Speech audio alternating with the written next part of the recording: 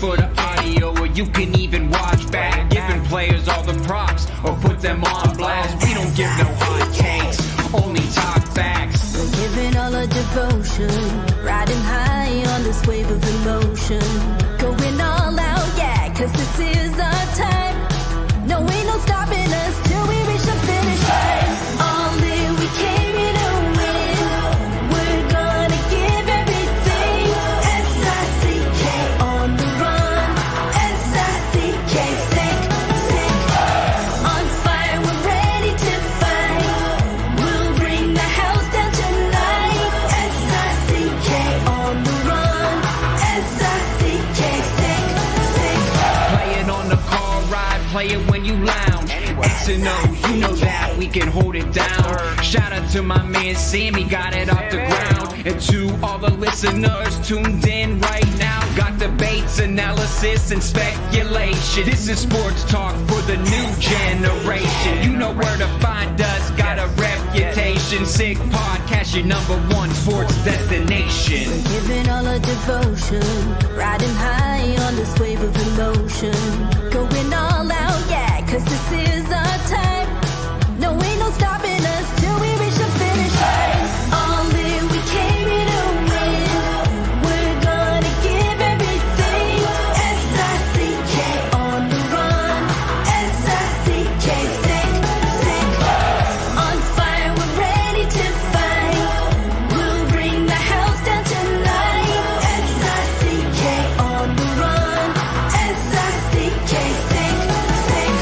S-I-C-K is the sickest podcast. Tune in for the audio, or you can even watch back. Giving players all the props, or put them on blast. We don't give no hot takes, only talk back. S-I-C-K, S-I-C-K, S-I-C-K, S-I-C-K, S-I-C-K, S-I-C-K, S-I-C-K. All in, we came here to win. We're gonna give everything. S-I-C-K on the run. S-I-C-K, sick, sick. S-I-C-K is the sickest podcast. Tune in for the audio, or you can even watch back. Giving players all the props, or put them on blast. We don't give no hot takes, only talk facts. We're giving all our devotion, riding high on this wave of emotion. Going all out, yeah, cause this is our time. No, ain't no stopping us till we reach the finish line. All in, we came here to win. We're gonna give everything. S-I-C-K on the run. S-I-C-K, sick, sick. On fire, we're ready to fight. We'll bring the house down tonight. S-I-C-K on the run. S-I-C-K, sick, sick. Play it on the car ride, play it when you lounge. X and O, you know that we can hold it down. Shout out to my man Sammy, got it off the ground. And to all the listeners tuned in right now, got debates, analysis, and speculation. This is sports talk for the new generation. You know where to find us, got a reputation. Sick podcast, your #1 sports destination. Giving all our devotion, riding high on this wave of emotion. Going all out, yeah, cause this is our time. No, ain't no stopping us till we reach the finish line. All in, we came here to win. We're gonna give everything. S-I-C-K on the run. S-I-C-K, sick, sick. On fire, we're ready to fight. We'll bring the house down tonight. S-I-C-K on the run. S-I-C-K, sick, sick. S-I-C-K is the sickest podcast. Tune in for the audio, or you can even watch back. Giving players all the props, or put them on blast. We don't give no hot takes, only talk back. S-I-C-K, S-I-C-K, S-I-C-K, S-I-C-K, S-I-C-K. S-I-C-K. Turn up your volume. Because you're about to listen to The Sick Podcast. With Tony Marinaro. 55 seconds left in the penalty, a minute and 27 seconds left in regulation time. Boston 4, Montreal 3. Lapierre coming out rather gingerly on the right side. He gives it into Lapierre, back to Lapierre. The sickest Montreal Canadiens podcast. You're in the ball! Sports entertainment like no other. Rejoint, on lui fait perdre la rondelle, une passe devant. Et c'est le dégagement et ce sera la victoire des Canadiens.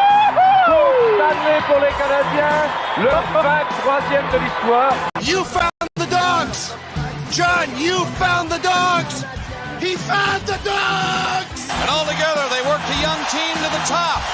And now, a 24th Stanley Cup banner will hang from the rafters of the famous Forum in Montreal. The Canadiens win the Stanley Cup! Brought to you by Energy Transportation Group. Driven to be different. Lapierre.tb. Embrace your true nature. And Playground, your premier gaming destination. It's gonna be sick. Marinaro on this Tuesday, October 29, live from Sir Winston's Churchill Pub at 1455 Crescent Street, downtown Montreal. And the Sick Podcast is brought to you in part by Energy Transportation Group, a leading full-service logistics provider serving all of North America, driven to be different. Also brought in part by Playground. Looking for the ultimate entertainment experience? Playground has it all. Gaming, poker, fine dining, live music, and DJs, all with unmatched customer service. Why go anywhere else? Just minutes from downtown Montreal across the Mercier Bridge. Playground, your top destination for fun. And also brought to you in part by Bittt Tibi. They launched their new Ultra Lager, refreshing, thirst-quenching beer, perfect for the cool fall days. Only 90 calories, 2 grams of carbs, 4% ABV per can, available in a pack of 6 to 12 in grocery stores all around the province of Quebec. It's ultra light and ultra refreshing. When the Canadiens gave up 7 goals last week to the New York Rangers, head coach Martin St. Louis told us at the end of the game, hey, it's the New York Rangers. They're a great team. I wonder what he's going to say tonight versus the Seattle Kraken. Tonight, it was the Seattle Globetrotters 8, the Montreal Generals 2. I'm very happy to be joined by 2 former Habs, guys with heart and guts. I could have called it something else. Maxim Lapierre and Chris Nilan. Gentlemen, how are you? Hello, guys. Hello. Hey. Hey. Yeah. Wow. Now, this is a post-game show, my friend. This is a post-game show. Wow, guys, you know what? I love talking to you both. And, couldn't pick a better time to talk to you both than on a night like tonight where some warts were exposed. They had won their last 2 games prior to tonight. A lot of people thought, okay, you know what? You got their attention. They're back. Well, you know what?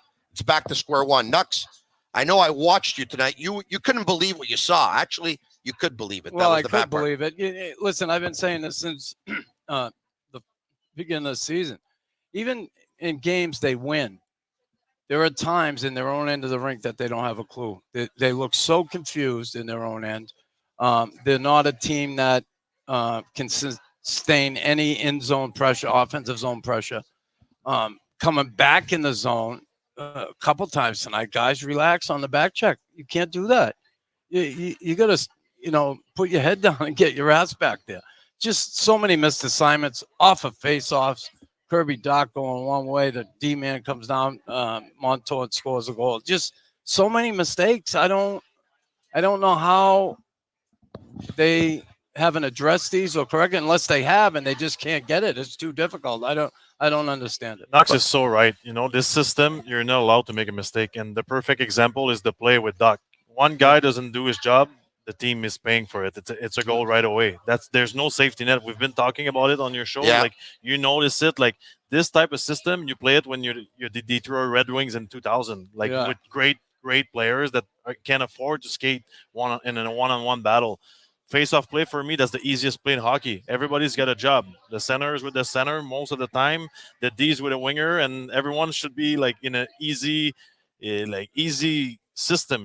We lose a guy right away, goal. Unacceptable. This is the NHL. Did you see how many goals resulted tonight, though, from lost face-offs? That one that you're talking about where Doc has no idea who to go, where to go, who to get. That's a lost face-off by Alex Newhook. There was a lost face-off by Nick Suzuki. There was Kirby. There was a Christian The second Dvorak goal. who was late to get back to his man on a couple of occasions. There was complete confusion on one play we saw between Struble and Matheson. You get him, I got him. You get him. No one knew who to get. Arbor Jackeye, who gave away the puck, and it resulted in a goal. But you know what? I got to tell you something. I'm not going to say I've been tough on Jackeye because I think I call it the way I see it. But for the love of God, at least he has balls. I mean, tomorrow morning when all these guys come in, can you check them to see who has balls and who doesn't have balls? Because, you know, they wanted to start stuff after 7 goals. I mean, it's 1, it's 2, it's 3, it's 4, it's 5. Can somebody do something? It's like they want to lose peacefully. And then by the time it gets to 7, you know what? I have to save face. By the time the game is over, I have to do something. Josh Anderson leads the league in getting to scrums after the refs and everyone else has got in between. He arrives 37 seconons later. It's unbelievable. Calm down. Yeah, he's still fine. Okay. He's good. Yeah, he's all right. You know, but it's unbelievable though, really. Like I don't know about you, but when we played, and that has nothing to do with the talent, but somebody would react with a 2-goal difference. And that doesn't mean fighting or jumping anyone, just a reaction. Something. Go Body to the net. check, Yeah. go to the net, fall down, hit the goalie, do something. 8 guys without a hit tonight. Yeah, crazy. 8 guys. Yeah. 8 guys, I saw that. Yeah, 8 guys without a hit. Why don't we bring that up, actually? Let's take a look. I think it was Slavkovsky who led the Canadiens with 4 hits, as a matter of fact. So let's take a look at that. All right, okay. So who doesn't have a hit for the Montreal Canadiens tonight? Matheson, no hit. Gallagher, no hit. Caulfield, no hit. Josh Anderson, no hit. Surprise, surprise. Christian Dvorak, no hit. No hit, no shots. No hit, no shots. You have one job in life. You play hockey. Take a shot, deliver a hit. Yoel Armia, no hits. David Savard, no hits. Oliver Kapanen, no hits. 8 players without a hit tonight. That's unbelievable. In a night where you're so disorganized and all you're doing is chasing. Yeah, but it's even worse because we don't have the puck. It's not like we have puck possession. Yeah. We're chasing the puck and we don't have hits. Yeah. Yeah. You know, I don't know what the message is. Like, again, the league is changing that way as far as going out and fighting, right? They don't want anymore, and you're going to have them. But I thought before it got to the third period, even in the first period, when it's 4-0, nothing, like, hello, someone do something. Like, get pissed off. Show your teammates you're angry. Try and drag them into the fight and get them going. And nobody does that. Nobody steps up. And listen, I'll go back to Abajakai. Last year, sent down for whatever reason. We don't know. This year, gets pulled out of the lineup. I think that kid's confused in how to do his job and when to do it. He's probably nervous, like, you know, I make one mistake or I do something, I snap, and I do something, the next thing I'm going to be out of the lineup again. Yeah. Somebody else is coming in for me. And I'm not saying it's all that, but I just don't get that it seems like they don't care. Like, you got to show you're pissed off. And honestly, it seems like a lot of little boys out there. Boys, like a boy band. New Kids on the Block. You're not going to sing, are you? Look, they played 10 games thus far in the month of October. They got their last one on Thursday night in Washington. They gave up 6 goals in Boston. They gave up 6 goals in Montreal versus Pittsburgh. They gave up 4 goals in Montreal versus the Kings. They gave up 7 goals in Montreal versus the Rangers. And tonight they gave up 8 goals in Montreal versus Seattle. Like, you win as a team and you lose as a team. But ultimately, guys, Martin St. Louis is responsible. I'm sorry. Like, you know, Nux is saying that they're lost out there. But, you know, ever since I started following hockey, the little bit that I know, I was told that the easiest thing to do is to teach defensive hockey. Isn't that the easiest thing to do? Like, if you don't guys have, that want to do it though, but if you don't have the talent and the depth to open it up with another team, you have to find a way to shut the other teams down defensively, right? 100%. But if I'm the coach tonight and I'm watching the play we're talking about on the face-off, it's the easiest play in hockey. Yeah. You got a guy right there and you got to follow him. If you can't do that, what system are you going to be able to play? You know, you're not ready to play a complicated defensive system. I know, Max, but how many times are they going to start slow? I get it. Athletes need to motivate themselves. But, I mean, this game was 4-0 before I was on my fourth burger. And I was on my fourth burger after 10 minutes. I mean, is this a joke or what? I mean, I screamed when they played the Rangers. I screamed at 2-0. Can you throw a water bottle? Can you scream in somebody's face? Can you call a timeout? The same thing happened tonight. No, because he has to wait for TV timeouts. Pretty soon, the only chance the Canadiens are going to have to change the momentum of a game if his RDS gets together with the league and they decide to do 8,000 TV timeouts in a game to try and stop the momentum. Again, he didn't at 4-0. So 4-0. Even the cameraman from RDS went to Montembeault after the third goal. The cameraman is trying to tell Marty St. Louis to make a goalie change. I understand they're still not going to win the game, but the cameraman is saying, Marty, I think it's a good idea you make a goalie change. He waits. He calls the timeout at 4-0. Here's the best part. He decides not to pull Montembeault. When he doesn't pull him, I said, okay, I've seen this movie before. He doesn't want to embarrass the goalie, so he's going to pull them once they get back into the locker room. When they come out for the second period, there's going to be Caden Primo in goal. He kept Montembeault in, and then he pulled him after the fifth. Is it me, or is he just like a little bit behind? Is it me? Just tell me it's me. Is he a little bit behind? Yes or no? Everybody's responsible, okay? Okay. 100%. I would have pulled them way faster, but the reality is the players, what are they doing? You've been around the team. There's always an excuse. Yeah. It was Ducharme wasn't good enough in after games interviews. It was Claude Julien was changing his lines too much. Now it's Marty St. Louis is not proactive enough. When are the players going to react? Because the saying, they have to be held accountable. They're going to be held accountable. 100%. But who's held accountable when you really think of it? When 100%, mistake after mistake, and it's the whole crew. Like they can't play a team game of hockey. I don't know if he's teaching it. Like you said, they're not the Red Wings back in the day, but this offensive system where they're going and they have these type of players, it's not working for them. So, and I don't think defensive systems are that complicated, to be honest with you, that this team couldn't get it. I think this is a team that if they were able to clog up that neutral zone and turn pucks over and go, they got speed, they got quickness, they have some talent. Yeah. If they could feed off that, at least they could maybe stay in the game and keep it close and then maybe win some games. I don't think they want to win that way. I don't think it's in their ideology. Well, if they don't want to win that way, then they don't. They're going to keep going the way they are. They're going to lose games. They might win a few here and there, but the other team might have went out all night or what. They might come off a long road trip, but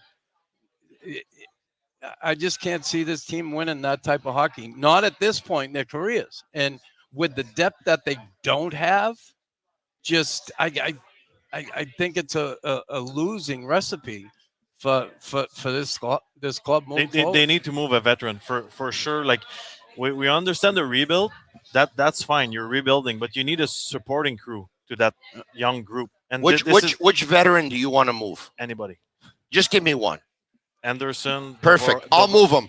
Alaska. Alaska. Dvorak, or bring somebody in and LT scratch them. I don't care, but you need a supporting crew. You need players that are going to say, you know what, if you're not good enough, I'll take your spot. Like, it doesn't matter if the guy is 35 years old. I'll play on the second line, on the third line.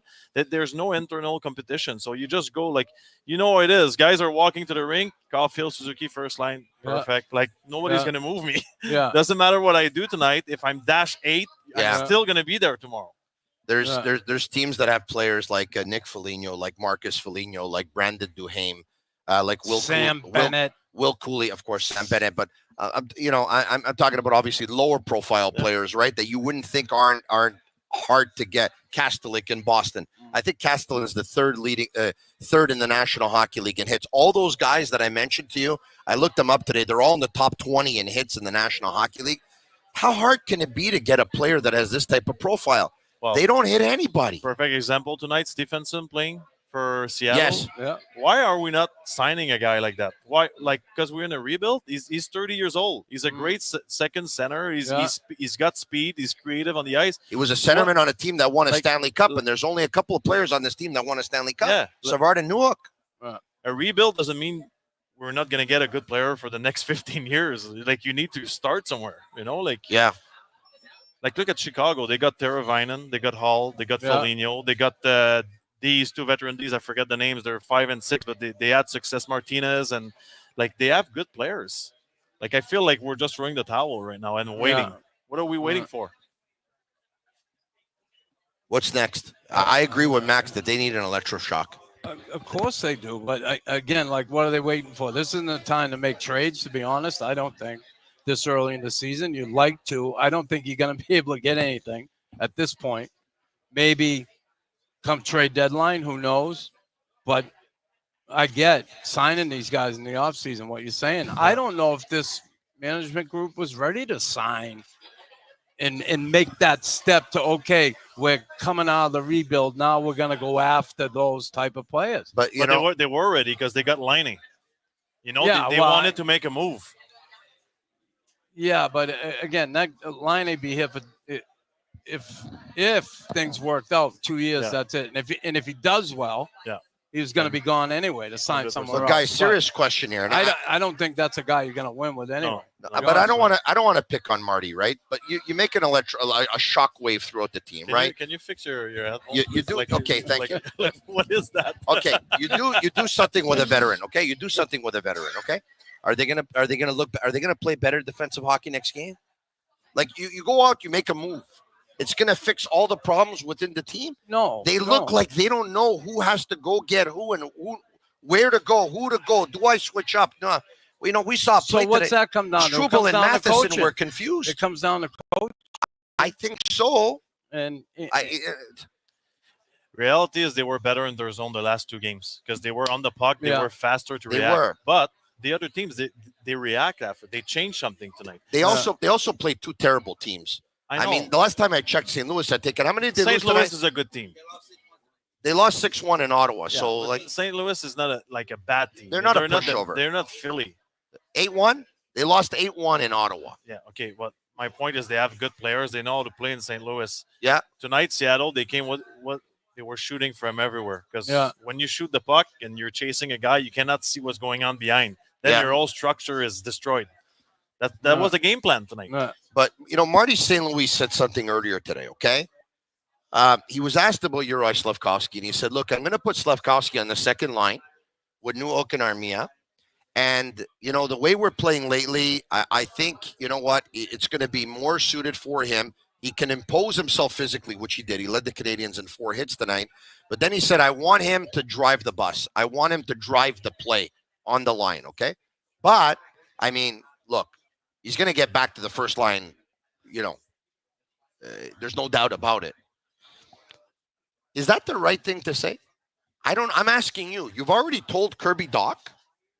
Kirby, you're not going to stick around in the number 1 line. Maybe Kirby wants to go back to play center. I don't know. Maybe he doesn't. But you've already told Kirby that it doesn't matter what happens here in the next little while. At one point, and it's already decided when that point's going to be, you're going back to the second line, and you're telling Uri, it doesn't matter how you play, really. I'm going to try you on the second line, but at one point here in the very near future, you're going back to the first line. And what, in the second period, it was done? Slafkovsky was back on the first line, and Dach was back on the second. Is that the right? I don't know. I'm asking you. Is that the right thing to say? I listen. I don't. To me, the way this team played tonight, it didn't make a difference who was on what freaking line. Honestly, right? Yeah. Did it? No. Oh. No. Let's take a look. Let's take a look at the Canadiens lineup. Actually, why don't we bring it up? They played Shane? 10 games this year. All right. Okay. There you have it. Suzuki with Dach on his right to start the game, and Caulfield on his left. Newhook with Slafkovsky on his left, and Armia on his right. Evans with Gallagher and Anderson, Dvorak with Kapanen and Heineman. Matheson, Struble, Hudson with Savard, Jacky with Mayu, and Samuel Montembeault in goal. Guys, you know, I don't think Montembeault's like their biggest problem, because we've just talked about how terrible they are defensively and how lost they are. Goalies need to be protected sometimes, especially when you're not in the elite of the National Hockey League. But Montembeault must be cursing all the saints here. Here's a guy who wanted to be with part of Canada, the Four Nations Cup. I don't know if he's going to end up with the Cobra de Parcolet de Villassal by the end of the year. No, but, you know, goalies in 2024, they're robots. You know, they position themselves considering what's the next play, right? can you consider what the next play is right now in your zone? How can you be ready? The reverse VH they were talking about and all Yes, that. Like, yes. how can you be ready to push somewhere when you don't even know which guy is going to be free? If you play defensive zone coverage, a normal one, it's always basically the same thing you give. It's that backdoor play that's far away from the puck. Yeah. So the only thing you have to focus on is the puck, and maybe you have to push across the net to get that backdoor play. Now there's 5 options.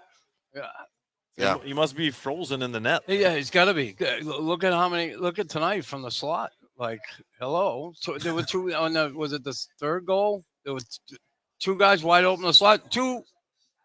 It was the third. Seattle guys, and they were fighting over the puck. Yeah. No, I want it. Yeah. They were They're wide playing open. rebound. Yeah, exactly. So, yeah, it's just They I don't know what to tell you here. They got beat by a couple of bang plays in the slot. They got beat by guys that were backdoor. They got beat every way. They gave up a lot of shots from the point. They lost a lot of key faceoffs tonight. They missed assignments.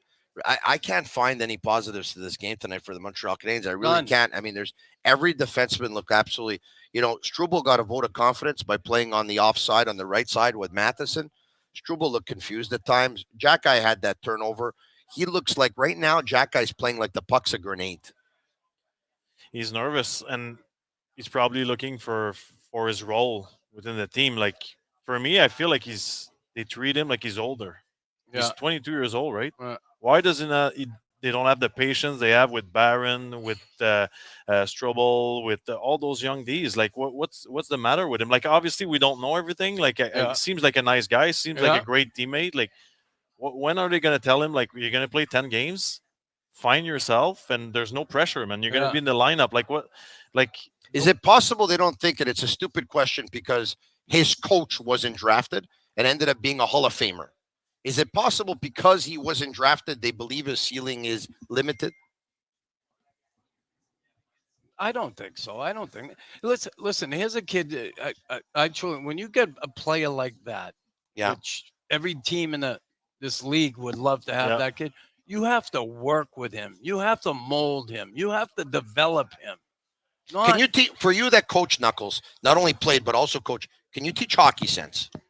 No, I teach hockey sense. No, but you can help the kid gain his own confidence instead of taking some away from him.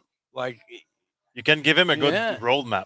Yeah. Like, it's hockey IQ is about where you're going to make the next play. But if you give a structure to a player, he's going to play within that structure. He's going to be fine. And that's what Boston did with Chara. Oh, yeah. Boston is a great culture, and for a lot of years. You think Chara with Ottawa and Islanders was a great player? No. He was lost on the ice. He was he was losing his one-on-one battles, even if it's 6'9". Boston took him. They took their time. They made him a monster. That's what's going to happen with Jack-Eye. I'm not saying he's going to become Chara, but he's going to become that tough guy on D that every single team they need when it's playoff time. So this is the feeling. Chara as a young Chara. Yeah. Yeah. Right. Yeah. When he first came in the league, he reminds me of that. He looked like a deer in headlights. Yeah. And I gave an example earlier about Rod Langway when he came here. Yes. Langway. Yeah. He wasn't the best skater, wasn't the best player, wasn't the best puck handler, but Claude Ruel worked with that kid, built him up, and he became an Norris Trophy winning defenseman. Some people didn't like what Marty St. Louis, when he was specifically asked a question about Arbor Jack-Eye, I believe it was on Friday, and said, look, he's not a rookie anymore and he's got to play better and all that stuff. Personally, I thought it was fair. Okay. He was asked about Jack-Eye. He didn't talk about Jack-Eye, but was asked about someone else. He was asked about him, so he answered. I thought that was fair. But is it just me? And here I am from the outside, and I got no idea once again. It just seems to me that the coach, with the concepts that he's trying to preach, and he talks about, if you're not fast, you have to think fast. You have to anticipate. You have to see the play, that he probably just doesn't think this player could end up playing the way he wants him to play. I mean, like, for me, there's no bad system. It's all about being on the same page. Like, it doesn't matter if you play fast, you play slow, you play the trap, you play aggressive. Yeah. Like, it's all about being on the same page. Right now, they don't seem on the same page. Like, we've seen fast player playing defensively. They have less points, but they're still effective. Right? Yeah. No, we have. All right. Okay. Well, let's take a look at some of the goals. Let's take a look at the game sheet here, if we can. Let's bring it up. All right. Okay. It was Oleksiak, 25 seconds into the game, and that, by the way, that shot from the blue line, it looked like it was redirected at one point from a Seattle Kraken player, I think Tolvanen. But if you take a look at the replay, it actually went off of Mike Matheson and by Samuel Montembeault. It was Evans who made it 2-0. 3.5 minutes after that, Jaden Schwartz, that's the goal that Knuckles was talking about from the slot. It was a bang-bang play. Chandler Stevenson fed him in front in the slot, and boom, he whacked it home past Montembeault. It was Bjorkstrand, assisted by Jaden Schwartz. We're talking about the Arbor Jack Guy giveaway, if memory serves me well. And Cole Caulfield narrowed that lead to 4-1. He basically was by Joey Decord, and there's a shot by Logan Mailloux. The rebound comes out to Cole Caulfield, and he's able to pot it home. That's period number one. On to period number two we go. Brandon Montour, power play goal that was assisted. And then Montour again, assisted by, well, the first one was assisted by Bjorkstrand and Stevenson. The second one was assisted by Oleksiak and Jane Schwartz. They go on to the third period. And I think it was the second one by Montour, right? Which was the second one that Doc got screwed up on the faceoff. That Newark lost the faceoff, and Doc didn't know. And Doc didn't know, who do I get? I get him. And all of a sudden, the play is behind him, and Montour gets in and takes a shot, and Primo makes the save and the rebound, and he scores. The third one is a power play goal by Brandon Montour. It's a one-timer. He just rifles it. That's a natural hat trick for Brandon Montour. Not a bad signing for Seattle, eh? Yeah, defenseman is a great player. Like that's what I mean. Like I feel like the supporting crew here doesn't make sense. Like you need to think about the future, but you need to take care of what the future is. Like if that makes sense. Like perfect example. You think they got too many young guys in the lineup at the same time? No, yes, to a certain level, especially with the effort they put on. But let's say you would have a good old veteran like Savard, but another one to play with Jack Eye, right? That would change the whole thing. He would go on the ice. He would feel like he has support. He has a guy to talk to him every time on the bench. Now he goes back. He's got a rookie. They're both looking at each other like, was it my fault or your fault? I think it was mine. Nux, last week, Frank Saravalli said that he believes the Montreal Canadiens are targeting a right-handed defenseman for the second pair.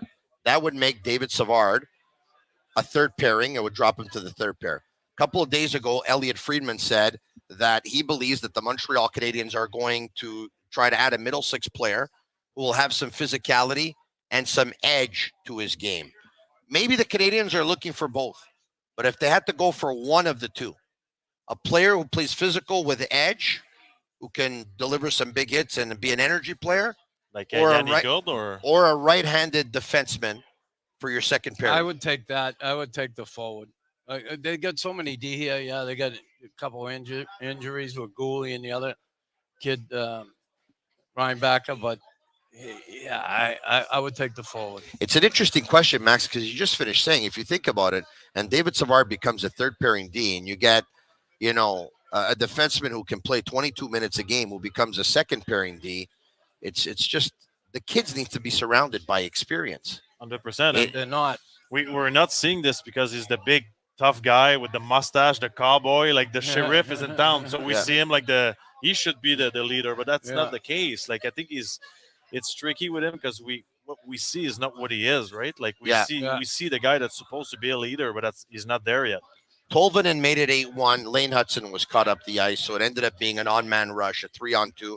It ended up being a tic-tac-toe play with backdoor, boom, just taps it into an empty net. And then off the face, Josh Anderson ends up getting a goal where he gets a nice pass from Mike Matheson. But on that play, too, coming back. So he gets caught. Slavkovsky's coming back through the neutral zone. Yeah. He relaxed. And then he said, oh, I got to go. And it was too late. He couldn't catch the guy. And he's falling all over the ice. Like I played for Ken Hitchcock right in St. Louis. How strict he is defensively. Yeah. He would say like 1,000 times a day, one mistake, never two. We're never going to tolerate a second mistake on the same play. Never. Doesn't matter what happens. And he's right. Like in Montreal, it's like one guy makes a mistake, breakaway. Like it's not normal.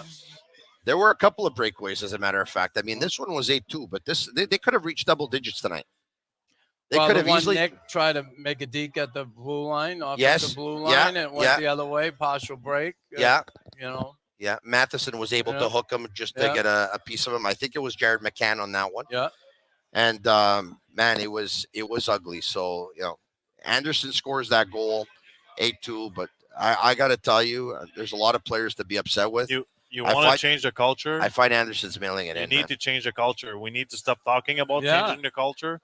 As long as you, always say mauvaise herbe en français, the bad grass, like the bad grass grow, it's going to be the same result for the next 15 years if we let it grow.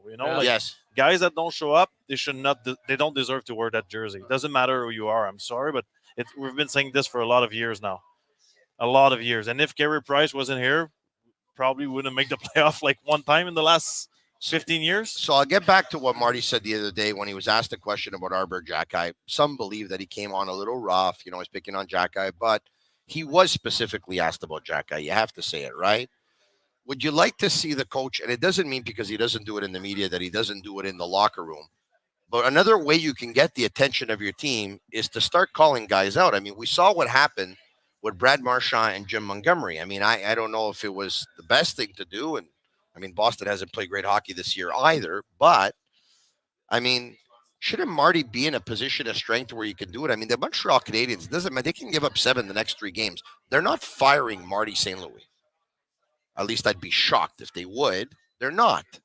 Like, wouldn't he be in a good position to actually call out some of his guys if he wanted to? Yeah. Like, who's he gonna call out? Is he gonna call out the 4th, the 5th, and 6th D, or?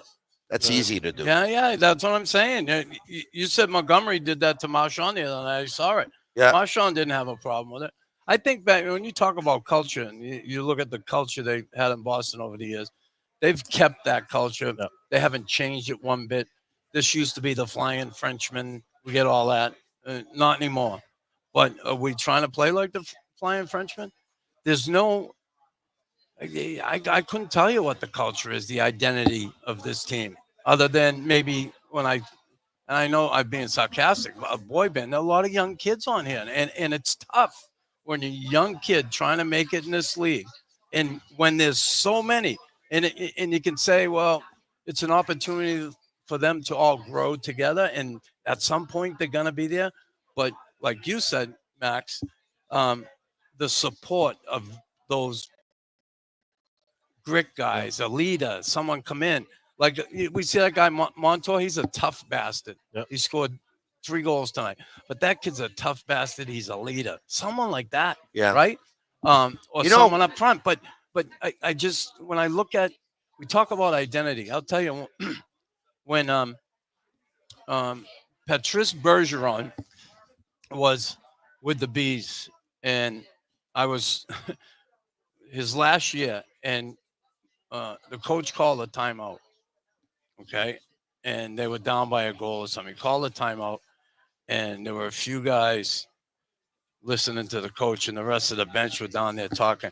He went down and said something to all of them, and they all pushed up the bench, and they're all like this now. Not just the guys on the ice and the guys that were right around the coach. He got everybody else's attention. And that, man, that's the captain at the time. Now, I don't know what Nick does in the room. Nick's a quiet guy, right? He seems ho-hum, play his game, not a whole lot bothers him. I don't know. It's not the coach, it's not this, it's not that, but it's a combination of all of it. 100%. And you're right. You're right. Like your question was good. His answer was unreal. If let's say Montgomery does what he did, but in Montreal, okay? Which player on that team would get mad? Brad Marchand is going to get mad and go back, right? Yeah. Try right now. Find me one player that's going to get mad and go out there, and you're like, okay, he's mad. He's going to get a penalty soon. Gallagher. Yeah. Maybe. Gallagher. That's it. But it's not normal that the guy that is crawling to the rink looks the fastest. Okay, so now like tonight. this conversation is serious, and it's kind of crazy because at the end, who are we talking about here? When we talk about Marchand and then we talk about Gallagher, let's put the cards on the table. We're talking about real ones. Yeah. Basically, what we're saying is there's not enough real ones. I think right now we're getting fooled by the word rebuild. Yeah. Rebuild doesn't mean we don't show up. Yeah. Rebuild is you're supposed to look at a kid and say, wow, in 5 years, if he keeps Yeah. working like that, it's going to be tough to play in Montreal. We don't see that. You know what's the message they can send? They can go down to Laval and they could take a guy like Luke Tuck who busts his ass every shift, who's not the best player on the team, but they take a team picture at That the would end be a and he's guy. missing a tooth and he's got some Kleenex in his nose and his nose is broken in 2 different spots and he's got blood coming out. He's a guy who sacrifices his body for the good of the team and for everybody. And you don't bring up the guy who plays the finesse game. You bring up the guy who plays the in the corners game, the in your face game, the guy willing to take a punch for the team, the guy trying to hit everything that moves. Bring him up. You want to hear a funny story? That this is how I came up in the NHL. And obviously I wasn't a goal scorer, but I was at a restaurant in Hamilton because the team was there. And it was 5-1 for, I think, Detroit against the Canadiens. I got the call in the third period. They said, that's enough. You're coming up. We have enough of playing that way. And it wasn't like they needed help to score goals. They just had it like it was kind of a. Who called you? Bob Gainey. He was like Tuck, same type of player, right? Just come and work hard and bring a few, like you said, bring a few teammates in the battle with you. You know. So in the third period of the Canadiens game, I remember because I left. I paid for my teammates for dinner. I said, "Yeah, I'm out, guys." See you later. Oh wow, that's amazing. And you know, it's a very historic moment because it's the last time you ever paid for dinner. Hey, it depends for who, Tony. You're too expensive. All right, okay. It's the Sick Podcast, and it's brought to you in part by Betway, leading global online betting and gaming brand. Follow your gut instinct. Go with Betway. Go on Betway.com. Scan the QR code. Join the action. Must be 18 years over and play responsibly, of course. Please do so.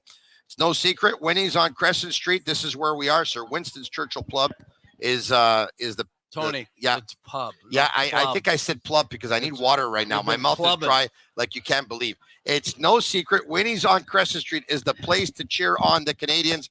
Sir Winston's Churchill Pub, warm and friendly atmosphere, and Gastro Pub for before, during, and after the game. Signature appetizers, not my night. From the classic nachos and wings to pizza and roast beef sandwiches, as well as their happy hour bar specials and complimentary snacks from 5 to 7. Winnie's Bar and Restaurant, 1459 Crescent. This place was around when you were playing. Oh, yeah, it was. Hey? I saw the back bar out there when I walked in. I'm there, ooh. Honest to God. I'm sure you probably saw the alley a couple of times, too.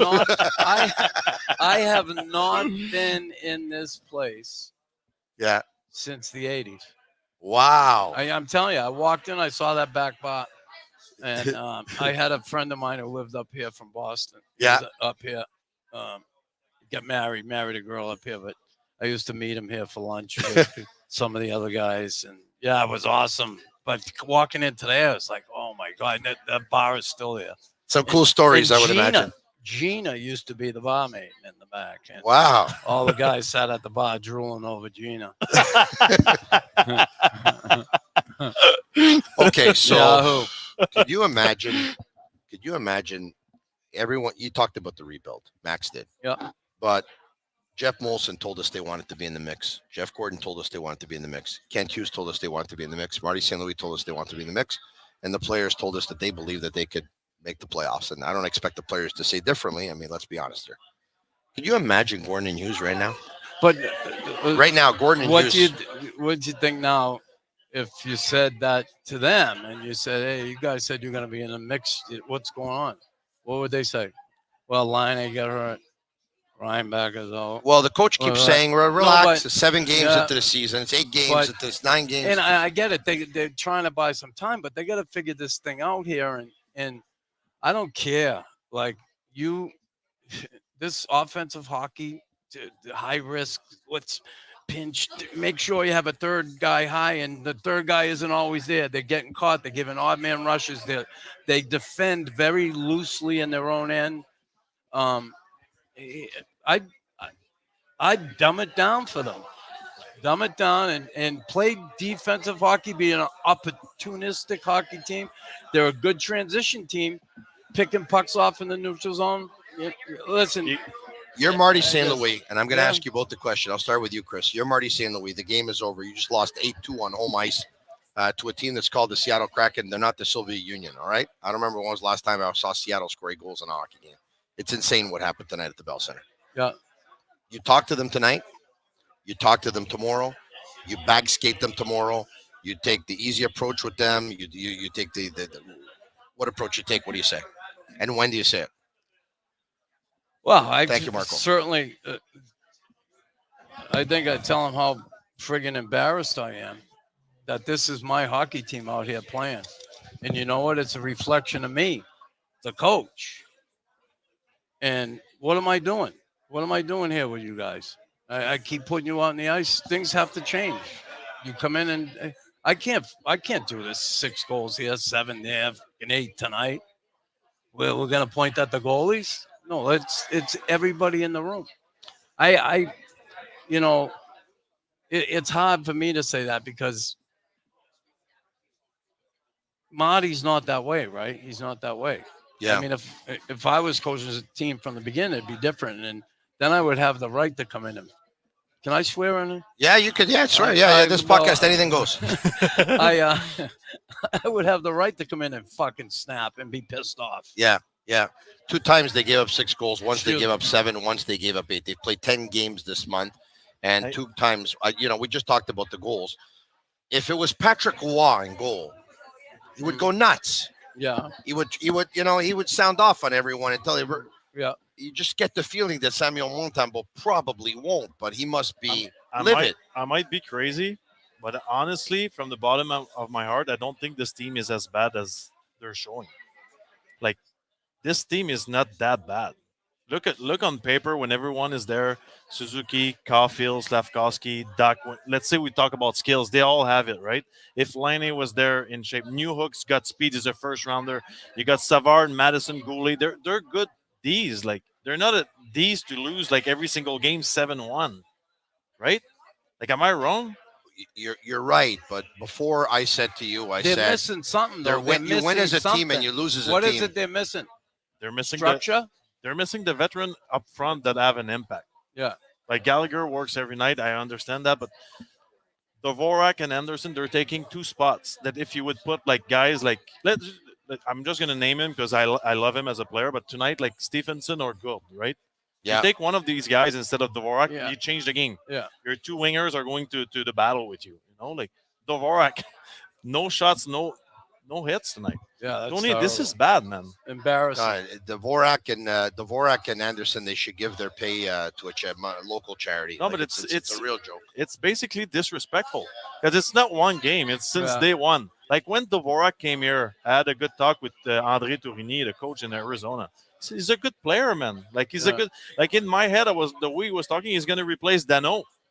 Yeah. How far is he from that? Oh, yeah. Like he's just there, like, well, I'm bad. I had that same chat with him, and he told me the same thing. If Armia went to the minors last year and Dvorak is not going, this is not fair, right? Yeah. I don't know if they'll send Dvorak, considering he's in the final year of his contract. So what? But it would be quite the message if you send Josh Anderson, who's got 3 years left on his deal. How about dragging guys into the fight, though? And this might be a bad example of the type of player you're talking about, because he's more of an offensive guy. But remember Alexander Radulov here? Yes. Yeah. He dragged everybody into the fight. Yeah. Right? That was that type of player. Yeah, he was more. Yeah, he was a scrappy guy and scored goals, but he went out there and he worked. He's a talented player who works. Passion. Yeah. And they don't have that. You don't see it up front. They're dead from the ass up. They're like, look, hey, I don't get it. But guys, I know a lot of people look at preseason and they say, it's preseason. They had a really bad preseason. They didn't prepare for preseason. They didn't play some of their games in preseason. But for me, when a Pare sticks out his knee and takes out lining, and a Josh Anderson is there on the ice. I have a hard time. Yeah, he didn't do anything. And he doesn't do anything. If I'm Jack Eye, and I'm on the bench and I see that, and now I'm getting really ticked off, and I go on the ice and I do something about it, and I end up getting into penalty trouble. How can I not be mad at Anderson? You know what I mean? He's got to say to himself, if it isn't me, who's it going to be? It's going to be him. Like, That's it. he can't always respond for his teammates. Sometimes they have to respond for themselves and for the team. And I didn't see the team spirit out of camp. And once again, like, okay, they're 4-5. There is a great team spirit because nobody yells at each other. Tomorrow everybody's gonna walk in like singing. Hey, like there's no like you better wake the fuck up in this team. Yeah, I don't see it. I don't see a guy that has that personality. You don't see it on the bench. You don't. I get the feeling the captain is not the kind of captain who pins guys to the wall, looks in their face and says, you better wake up. Now, I don't know if Bob Gainey did that. You played with him. No, I didn't. No. But Bob he didn't do that, he had another kind of presence, when Bob spoke, it would be like, we better everybody listen. And and guys would respond. They had that respect for him. And I'm not saying they don't respect Nick. We respected Bob for what he's done, his leadership ability, what he's done and what he continues to do every night. Lead by example on the ice. And then follow it up, with his play. If you needed the big hit, you needed to go to the net. You needed to battle in the corner. Fucking Bob would come out, his face was all cut up. His nose was over here. Yeah, and he didn't have to say it much. It was, it's real hard because for me it was different back then. You had to earn your stripes, and you had to keep earning them to stay there, or you were gonna get your ass sat down. Didn't matter who you were. Yeah, some of the top guys know, and I always go back to this. Jacques Lemaire, my favorite coach. He came to me after one game. He said, "Chris, how do you think you played?" I said, "It wasn't too bad. I was okay." Yeah. He said, "Come on." He said, the toughest thing for a player, they don't want to believe they're as bad as they are.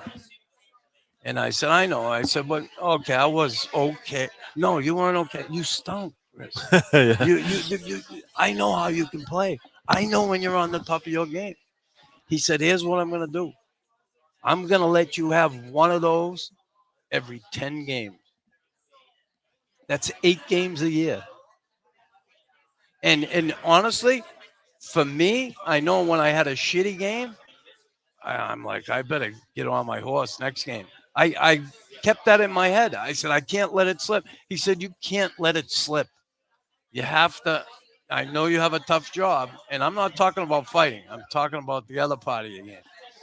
And, when I think of that, one bad game in 10, that's 8 games in the season. Did he ever scratch you? Did he ever scratch you? No. The only time he scratched me was when he first took over the team. I was late for a brunch, like 10 minutes. I would never be late for a brunch. Listen, Tony, I know. Tony, in Boston, my whole family did it. Oh, yeah. Oh, wow. And he used me as an example to change. The team needed discipline. Yeah. We needed discipline, and who better to,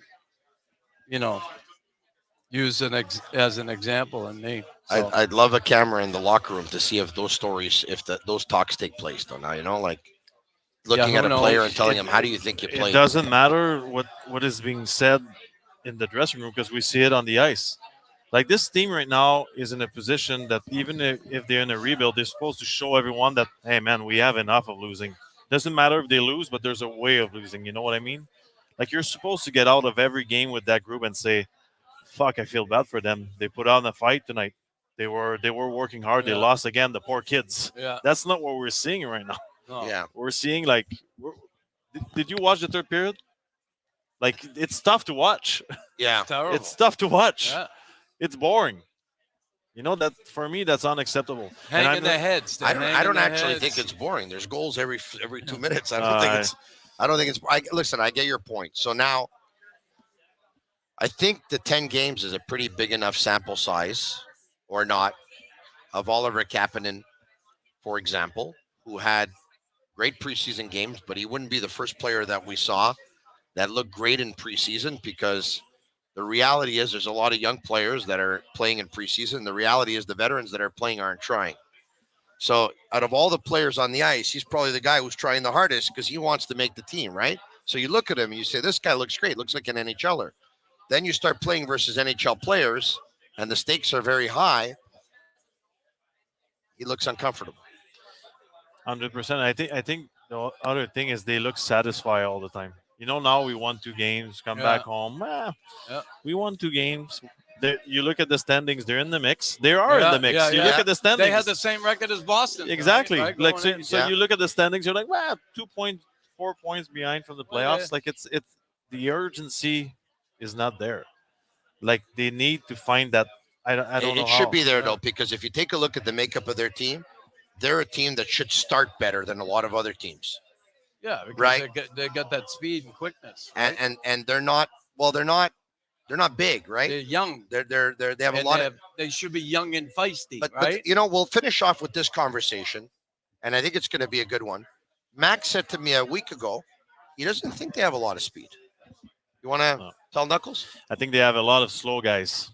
Like when you look at Armia, Dvorak, like Gallagher, Savard, like within the team, if you start going like Suzuki is not a speedster, right? Like he's a great player, but he's not speed when you look at him. Like Slavkovsky is a big guy, but he's not. So when you start looking at the teams, like I feel like they're a step late on the forecheck. And some players is because they don't give the extra stride. Some players is because they arrive late because they're not speedsters. But you pointed out to me today that when they forecheck, they don't forecheck the other teams deep in their zone. No, because instead of saying I'm going to push as hard as I can and maybe he's going to make a mistake by trying to force a play, they're like, okay, I'm late, I'm done. Like, I don't know. It doesn't matter how far the D is. Just keep putting pressure, because just by the fact he knows you're coming, you're not thinking the same way, right? You play the game. Yeah. You see a guy coming, even if he's far, you're like, okay, he's going to be here soon. Like, where are my options? Then this is when you fumble the puck. Now, like, they go, I'm too late. So the D is just like, okay. Now all the options are coming back. They pass the puck. They have time to go and get their speed back. Yeah. Right? Yeah. That's offensively. On the other side, when we get the puck in neutral zone, I feel like we wait with it instead of going right back, like down their throat, like quick up, deep forecheck, right? Yeah, but they don't. Yeah, I get it. But you look at some of the times when they dump the puck, you have a D-man cheating, or they pass it up and they chip it in. And by the time they get there, they're already turned up ice, the D-men. They don't even have a chance to forecheck. No. They don't have that. They don't have that team to sustain the forecheck with the size of some of the forwards. And the only time they do is when maybe Evans and Anderson and Gallagher are out there. Slav. Or Slav. He hangs on to the puck times in the corner. But a lot of times those smaller guys, if they don't have a little ice and a little room, if they get somebody close to them, they're done. They get snuffed out quick. It's one and done. But I still think that type of system with this team, that they're quick enough, they have quick enough players there and fast enough players to be able to feed off of turnovers in the neutral zone if they play a certain way. Guys, like they take what the game gives them instead of going and get something, And sometimes, like tonight, the game doesn't give you anything. Yeah. Why don't we do this, guys? Let's finish it off with this. We're going to ask you 2 questions for Chris and 2 questions for Max. And then we're going to call it a night here from Sir Winston's Churchill Pub. Sir Winston's Churchill Pub. Sir Winston Churchill Pub. Sir Winston Churchill Pub. That's it. All right, there you have it. Shane Gaumont and Master Control, if you can bring up a couple of questions, we'll get 2 for Chris and we'll get 2 for Max. And we'll call it a night at that point. Or else maybe I can take a look at the YouTube and I can probably bring up some myself. Let me see. Maybe I can go to the YouTube myself. All right, okay. Okay, we got 1,400 watching on YouTube, guys. That's not too bad. Tony takes some stuff from Ted Teven. Yes, I do. He was absolutely fantastic. He was one of the best ever, if not the best. I'm not so sure he could do a 2-hour radio show in French, but he was excellent. All right, okay. You like that one, eh? Thank you very much. Okay, here we go. JD says, if you were coaching the Canadiens, what would tomorrow's practice look like, and what would the message you would be sending? Nux? I'd hold guys accountable. Listen, I'd have a tough practice. Maybe not like the old Bob Berry skating like that, but I do a lot of drills with pucks, do one-on-one battle drills, even strength drills, 3-on-3 down low. A lot of battle drills tomorrow. Next one. Sure. Let's make this one for Max. Max, what's your thoughts on Marty St. Louis taking charge of the power play and not having a proper offensive assistant coach? From Carlo Ronaldo. Well, I mean, the power play has been doing well this year. Really well. We've been scoring goals. Before the game, it was 8th, over 25%. Yeah. So that's okay. But, I mean, I understand the point that he's got a lot on his plate and you don't want to take charge of everything. But I don't see an Hall of Famer offensive talent cannot take care of the power play, you know? Yeah. You know what I mean? Like, it I have doesn't no make problem sense. with it. I actually think it's a good thing that's going on right now. Another one. Should Joshua Roy be called up? Listen, if you want to yank one of them kids out of the lineup and give him a shot, like you're just talking about captaining, right? Yeah. So yeah. Last one for Max Lapierre. Adam Lancaster says, would either of you have fought after the second or third goal to stir some emotion in your team? For sure. I think it's pretty easy. He would have fought. I would have jumped the goalie. Knuckles would have fought, and if nobody wanted to fight him on the other team, he would have fought one of his teammates. I would have fought away. Whatever he could. Guys, what a pleasure. What an honor. Max Lapierre, I've said this before. You have your own podcast, which is extremely popular. It's La Poche Bleue.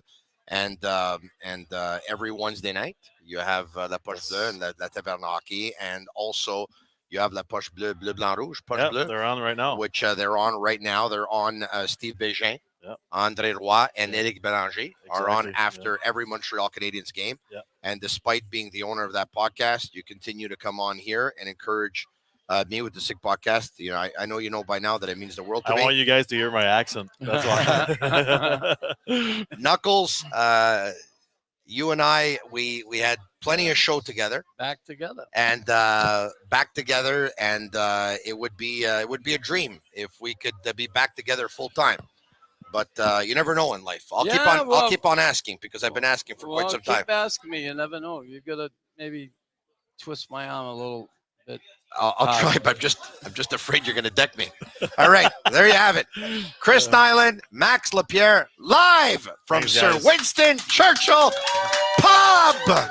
Thank you very much, everyone, for coming. Special thanks to our account executive, representative, sales representative, administrative assistant, call her whatever you want. What's the fanciest title that we can give Liz Farnese? Huh? You know what? She's the glue that holds it all together. Thank you, Liz, for setting this up. Thank you, Liz. Yahoo. For the Cavalleros, Agnello Cavallaro, Juliana Cavallaro, and the lovely Rosa are here. Sammy Cavallaro is back at Master Control along with Shane Gaumont, making sure that everything runs smoothly. Thank you to everyone who came out once again tonight. We had a beautiful crowd at Sir Winston's, and I hope we can do it again sometime. Thanks to all of you watching. The Montreal Generals 2, the Seattle Globetrotters 8. Thank you for watching the Sick Podcast. And that's a wrap. Hope you don't miss us too much until next time. Follow the Sick Podcast with Tony Marinaro on YouTube, Instagram, Facebook, Google Play, and Apple Podcasts. The Sick Podcast is brought to you by Energy Transportation Group, driven to be different. Labie.tb, embrace your true nature. And Playground, your premier gaming destination.